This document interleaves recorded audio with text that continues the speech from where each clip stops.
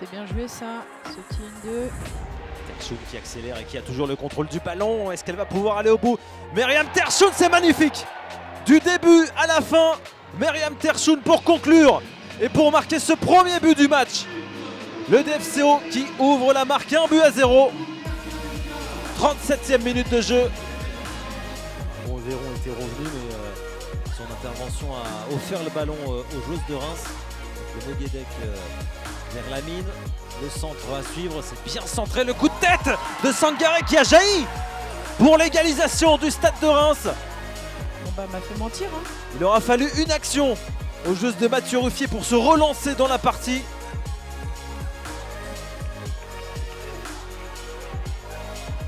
Il combine. Picard qui relève la tête pour retrouver Nadia Kreziman. Elle est passée, elle a été accrochée. Il y a le point de pénalty qui est désigné. Léa Declercq face à Massé, le poteau qui renvoie le pénalty, mais elle a suivi. Elle a suivi Jedlinska. La balle de match et le but, peut-être le but de la victoire pour le DFCO. Ouais, c'est très bien suivi parce que penalty est bien appuyé, mais il tape le poteau et puis opportuniste, Jedlinska lui revient dessus, un petit plat du pied, elle assure.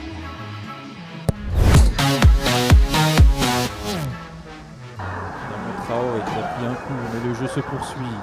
Tunkara pour Batchebaloui qui se défait de sa vis-à-vis et d'Élise Bonnet qui est sortie de la défense centrale. Ça écarte côté droit, l'une des rares montées de Charlotte Fernandez. Le centre au second poteau, la tête et l'ouverture du score d'Aïssata Traoré. La mauvaise lecture de ce centre de Manon Val et l'internationale malienne qui inscrit son 7e but de la saison en championnat. Et ça fait 1-0 pour Fleury. Très très bien et au bon moment, en tout cas qui anticipe cette profondeur et fort heureusement parce que c'était une très belle occasion. Et attention, Kenza Chapelle qui essaie de tirer.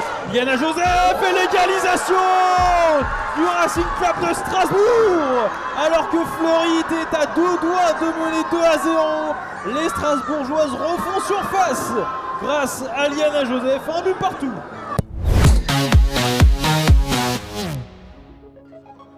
Eden Le Guilly. La mauvaise passe, elle est tout de suite interceptée par Julie Rabanne. On va de l'avant, on va très vite à Nantes avec Vagre. Le centre a été contré, ce sera déjà un premier corner. Et non, parce qu'il y avait une main. Non, je crois que c'est bien une main sur le centre de Naomi Vagre. C'est contré d'une avraise, mais c'est bien contré de la main.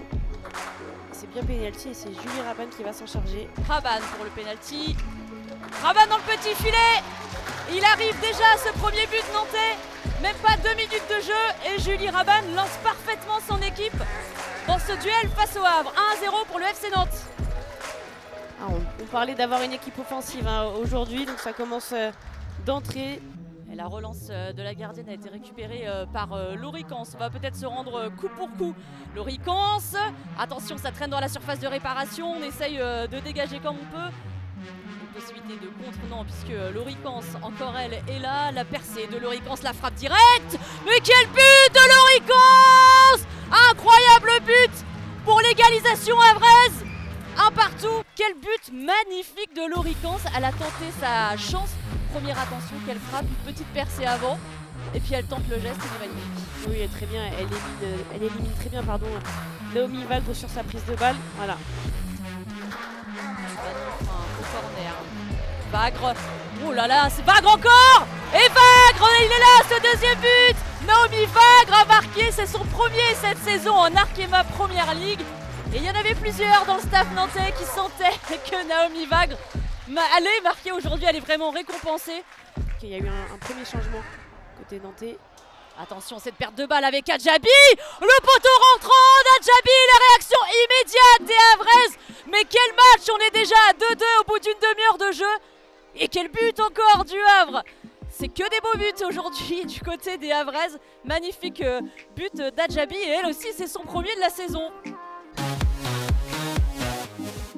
Agathe Donari qui nous l'a dit, on a beaucoup travaillé sur cette défense. Et attention, parce qu'il y a ce corner là de la part de Selma Bacha.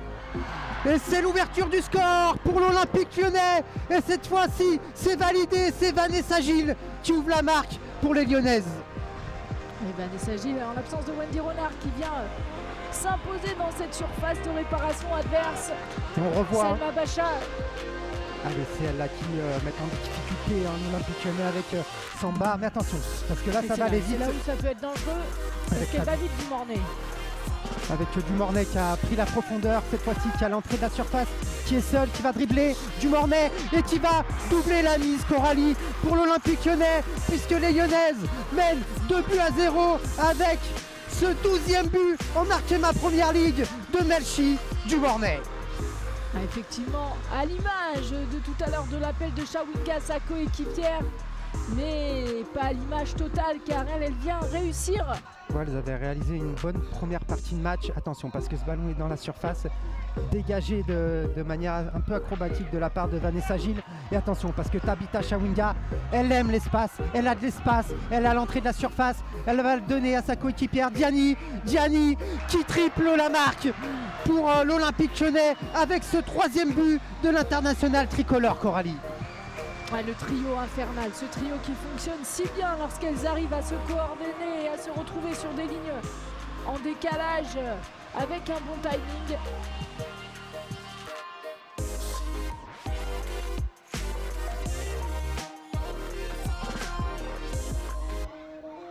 Avec Dumornay qui tente cette petite touche pour une Théorane. Et c'est Selma Bacha qui va provoquer la gauche. Selma C'est bien Bacha joué. qui met ce ballon dans la surface et s'est dégagé de manière acrobatique. Mais c'est le 4e but pour l'Olympique Lyonnais, Coralie, avec ce but de Diani pour l'Olympique Lyonnais. Ouais, Diani est récompensé ici par son geste. Des Lyonnaises qui vont certainement arriver et lancer à l'image d'Oran, premier poteau. Et cette reprise là de Vanessa Gilles. Et c'est récupéré une nouvelle fois pour Selma Bacha qui va repasser derrière avec Marozan. Marozan qui bénéficie de ce contre. Marozan qui met ce ballon dans la surface au 2e poteau. C'est bien joué et c'est le 5e but pour les Lyonnaises. Et une nouvelle fois, c'est Diani qui marque un triplé ce soir. Coralie. Elle aura été patiente parce qu'elle n'en aura pas touché énormément des ballons pour venir finir dans les filets. Mais cette fois-ci, c'est Marozan qui lui offre le 3e, le triplé. Lors de la précédente journée, fin janvier. Attention Ouais, parce c'est que bien ce joué.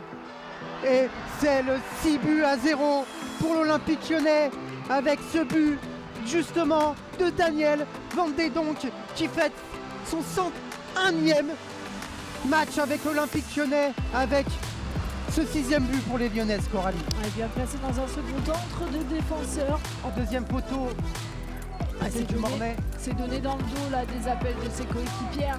Ça ne peut pas aboutir.